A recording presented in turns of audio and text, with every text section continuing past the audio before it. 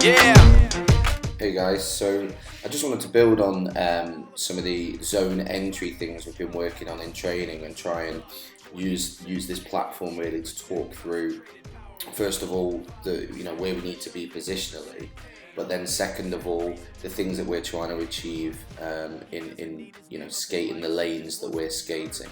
So I've set up here just with the 3 forwards and then the 2D. I guess some of our principles, just to talk through, are we're always going to attack wide. So whether that whichever side the puck is on or whichever player's got it, we're always attacking wide. The second guy into the zone, so over the blue line, always drives the net because they're the closest to it.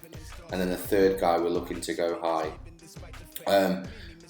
I'll kind of walk that through, and then I'll talk about the different options at the different stages. So again, just to reiterate, we're looking to always attack wide. So let's just presume the centreman moves the puck to that left winger, and then that left winger is going to look, and the line's going to look as a unit to move up the ice, like so. Okay, so that left winger is going to move up, the centreman's going to move up, and the right wing's going to move up. Obviously, while that happens, the D are going to gradually back off.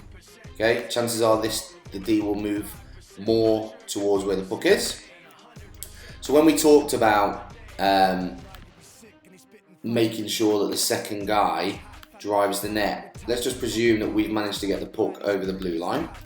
We'll be looking for, whether it's the centreman who's closest or the right winger, whichever way it works out, for the first guy to drive the net.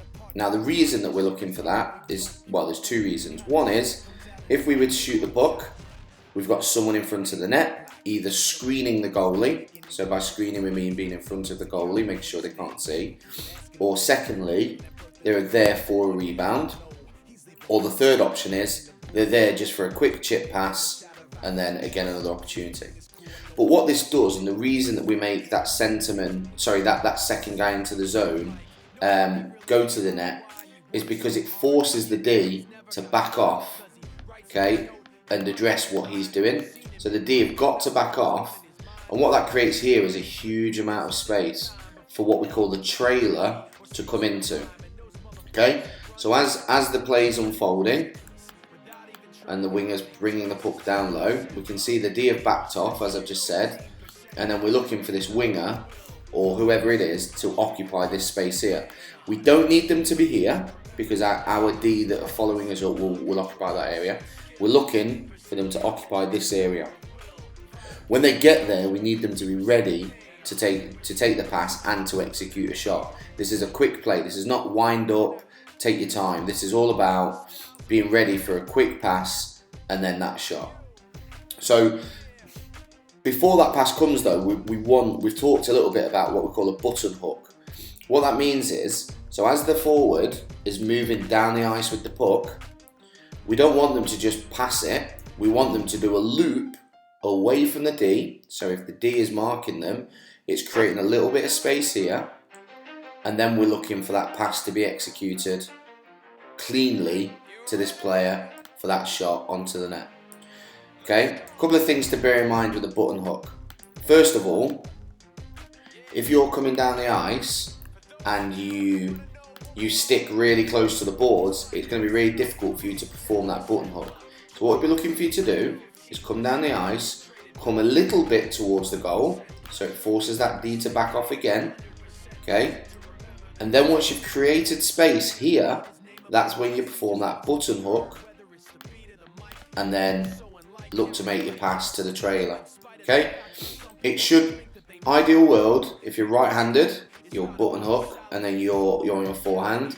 If you're left-handed, you just need to turn a little bit further, so you're making a good forehand pass. Once you've done that button hook, you've obviously got the option there. You've still got the option to put it onto the net, but ideal world, if it's safe, and you can make a clean pass, that's what we're looking for, and then that shot there, okay? So that's the button hook option. Let's move this over to the other side just so we can explore the options, okay? So let's just pretend for a moment that we're attacking and the right wing has entered the zone. but the left winger is the closest guy. So as before, he's going to drive the net. Okay?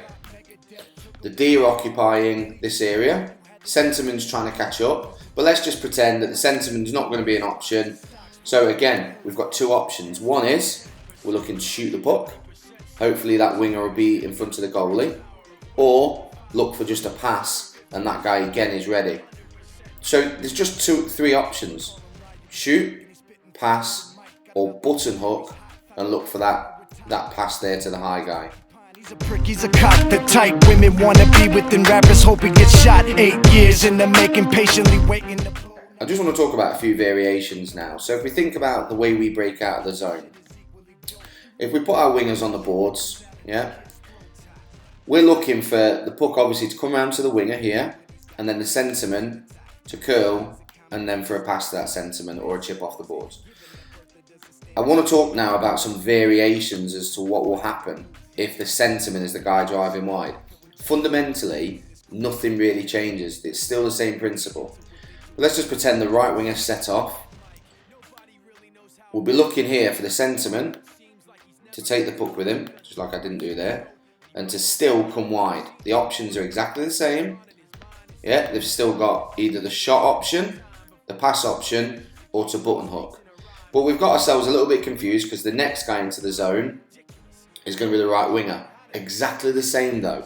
Second guy in the zone drives the net and positions himself in front of the goalie. In fact, I'm going to put a goalie in there so we can just see. Now the left winger is the trailer, so he's going to occupy this area here. So we've got that natural triangle. We've got a natural triangle where again, same three options: button hook with a pass, and it's really important we remember that button hook, shot, or a pass, depending on what the options are. This guy in front, it's really, really important though, that you, like I've mentioned a couple of times, you stood in front of the goal and you're causing problems for this D. You're going to have to be strong because this D's job is to try and move you, but you're going to have to kind of button down, use your stick as support, and just make sure that you're occupying this area. Again, we're trying to create a screen, but also being an option for if there's a rebound or if there's a pass. So they're the couple of variations of how we enter the zone and the three principles that I want us to bear in mind when we're entering the zone. For those of you that want to know